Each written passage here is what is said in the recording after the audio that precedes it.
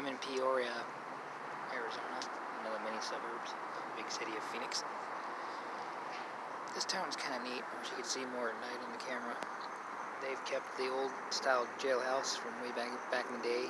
Across the street there, that highlighted red spot right there is a restaurant now, but it used to be the fire department. This town's worth making a little bit of a video about, but mostly tonight I wanted to discuss the reason why I'm still in Phoenix. 3 months ago, or 4 months ago, whenever it was now, sometime in October, I walked up on an Avondale, Arizona police officer. Avondale is another suburb, basically, of Phoenix, off on the west side of Phoenix. This is Peoria that we're in now, which is like northwest of Avondale. And walked up late at night to an Avondale police officer who I believe was receiving a blowjob. I didn't see the action itself. I didn't see the woman going up and down on him. I didn't see his dick out or anything like that. But I walked up on an Avondale police officer, the cop car, in a big old secluded wide open area. Kind of like this, wide open. All the way across. How they didn't see me walking up between the two of them, I have no idea. But anyway, I walked up there. I didn't see them because I was busy resetting my phone, trying to use the local Wi-Fi. Or trying to find the local Wi-Fi from the urgent care center to reset my phone. As I'm walking along with my phone in my face, kind of like it is now, I walked up on what I saw was a police car. Then I looked in the police car itself and seen the cop in the driver's side seat. Then I saw the woman pop up kind of out of his lap. Then the cop put the car in drive and sped off. Down the ways, probably about to where that light is, or so at the end of the parking lot, give or take. They sat there for a minute, and I take it gathering themselves. I don't know what the deal was. Then he came back and ID'd me and asked me why I'm there, and I explained to him, that I'm passing through there to reset my phone using the urgent care Wi-Fi that was on the other side of the lot from where I was going. As I was explaining this, I saw like a fist-sized wet spot on the cop's pants, right where it would be if, something nefarious was going on in their car right before that I walked up to. That's what I figured, I didn't say nothing to him at the time, just let it go. I was just like, whatever, good for you, man, whatever. Can't believe what I walked up on, I just thought it was funny at the time. Anyway, half an hour later, after I left a gas station, I seen that same cop across the street at a Kohl's parking lot. And he was waving across the steering wheel of his car, like, keep on going, like, I see you, keep on going. Then I saw a couple other cop cars as I was walking through Avondale to Goodyear. That night kind of felt the feeling like they were keeping an eye on me, maybe. Well, but it was also a pretty dead night, no road traffic or foot traffic or anything like that, so maybe it was the only thing to look at, I don't know. But anyway, didn't report it that night because I thought, well, no big deal, I just thought it was kind of funny. Then I walked up on that, good for him, whatever. A couple nights later, I decided in the afternoon on Monday, this happened on a Saturday night, Sunday morning, and Monday afternoon, I decided that maybe I should say something on the offhand chance that the woman was being coerced into doing what she was doing, the action for him, whatever they were doing, because, maybe he threatened jail, or he threatened if she was on probation and threatened to violate her probation, so on and so forth, because cops have been known to do that, so I thought I'd at least turn it in and let them know. Well, the thing is, I didn't get any of it on video at the time, because at the time that it happened, I decided, at that point in time, I wasn't going to rat him out or say anything, and didn't even confront him about it when they were encountering me, because they're IDing, a homeless guy walking through. I get ID'd all the time as a homeless guy, so I don't really care either which way. I don't have a vendetta against that police department or the police officer or any of that. But anyhow, I reported it on Facebook. Then the lead guy or whatever called me on the phone, and I did a phone conversation with him about what happened. A couple days later, like on a Wednesday or Thursday, whenever it was, they met with a couple detectives out at the truck stop in Buckeye, just on the edge of Phoenix, on the west edge of Phoenix, as I was going to go to Quartzsite or whatever it was, as I was traveling through all that. Didn't say anything about it on YouTube, didn't video the actual encounter. I could have videoed, even if I didn't get what happened in the car on video, because I didn't know what was happening until 5 seconds worth of however long it took for you to make eye contact for the guy to drive off, is what I saw, essentially, that and the fist-sized wet spot on his pants. But I didn't get that on video or anything, because at the time I hadn't planned on reporting it. Anyway, turned this all into him, told him exactly what I just told you on the video here, word for word. This is like the 4th time I've said the exact same thing. Didn't get it on YouTube or nothing like that. Didn't want to, bring it up or nothing. Just thought it was funny and something in my own personal life, whatever. I walked by, haha, but I thought I'd report it on the offhand chance that the woman might have been coerced into it. Even if it was consensual, it's still against the law, being that there's at least 3 different codified laws about sexual activity in public like that would be in his cop car. A couple months later, as I'm working up in Whitefish, I got a letter in the mail, basically from the court in the city of Avondale, about they filed a Class 1 misdemeanor charge of false reporting to interrupt law enforcement functions to try and cover their ass on what happened, And then, like, I met with my attorney since then, and I'm obviously back down in Phoenix and all that. You know all that now. Been waiting, doing that, and I showed up to the first court hearing, and then I showed up to the next week's court hearing where I was supposed to meet with the attorney, but he wasn't available. Then I showed up the week after that and met with the attorney, and now it's been 4 weeks, and February 20th, well, it's been 2 of the 4 weeks. February 20th is my next court appearance, after the attorney has had time to look over the phone call recording and the in-person interview recording. Because in between times, the 2 detectives are trying to say that I changed my story somehow, which, even though it's the exact same thing, I just said on the video.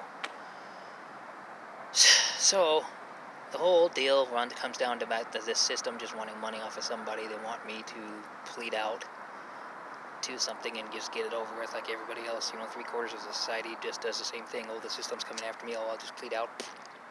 Because it inconveniences their life. Going to jail and everything else would inconvenience someone's life if they have bills to pay, like the $200,000 house that they're in debt, or 2 $20,000 cars, etc. They can't risk the time it would require to go off of work to go in jail and sit in jail for whatever period of time and get back out and everything. That's what this system counts on, and for revenue.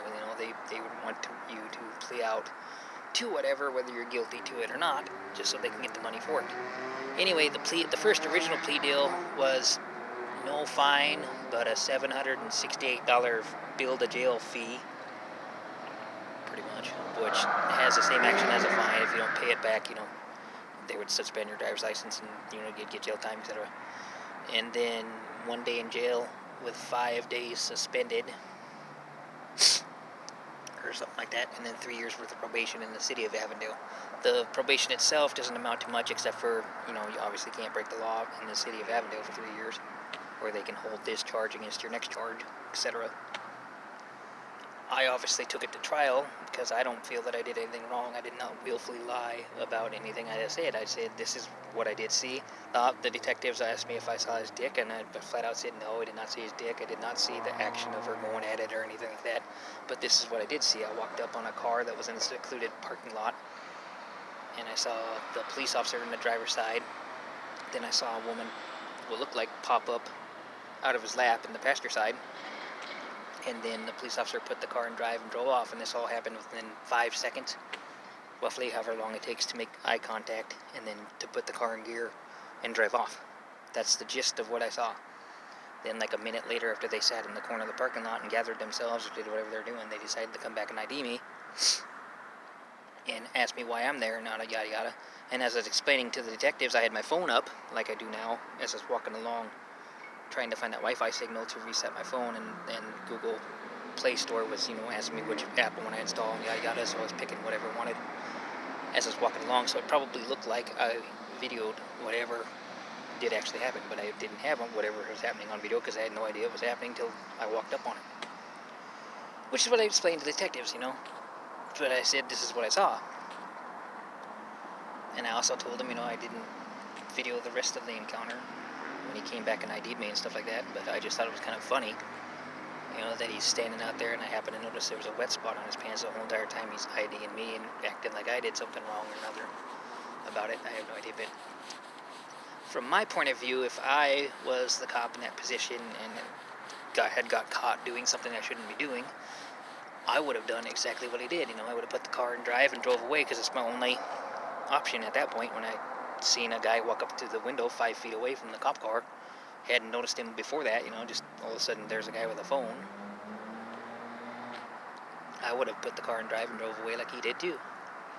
And then I would have, as a cop, I would have sat there and thought, my only other option is to come back and ID this guy and see what he's doing there, and maybe if he has warrants, which I think the cop was hoping I had warrants, so that he could arrest me for those warrants and then delete the information off my phone, or somehow accidentally or otherwise break my phone and say it happened while he was wrestling with me or whatever, to try to cover his ass, which is another illegal move, yeah, but what do you do when you're caught in the first illegal action?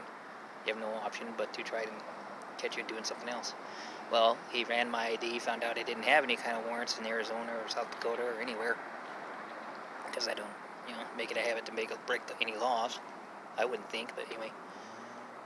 So then his hands were tied lawfully. He couldn't do anything after that point. He could, if he wanted to try and insult me to get my phone or whatever, all of that would not be lawful.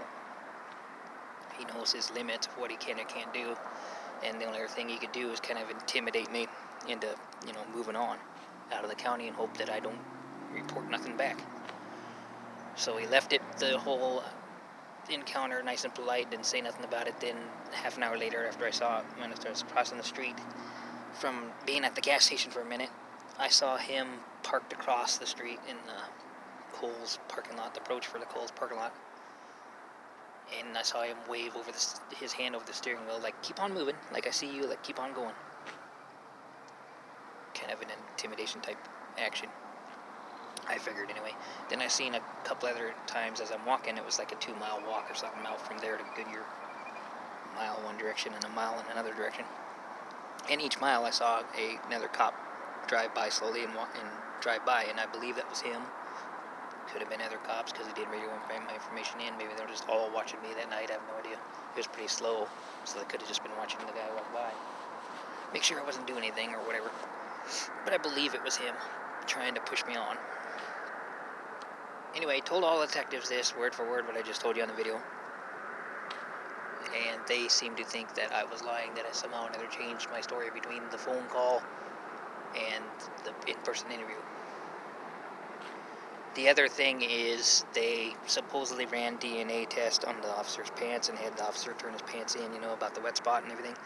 And I told my attorney that would be a very valid test had I turned the complaint in, or had I, made the complaint with the supervisor that very night. And that would be a very, very valid test. But you're trying to tell me, legitimately speaking, that if I was a police officer who had gotten caught doing that, let's just say hypothetically they were doing something they shouldn't have been doing, and I was the one that got caught doing that, you're telling me that I or any other person in the world would not turn in a different pair of pants to be tested? So we can easily get that dropped. And the last I heard, they were discussing a $500 fee and no jail time and 3 years probation as the next possible plea deal. But they're not for sure yet. So I don't know what's going to happen, but I have 2 more weeks to find out, because my next appearance is February 20th.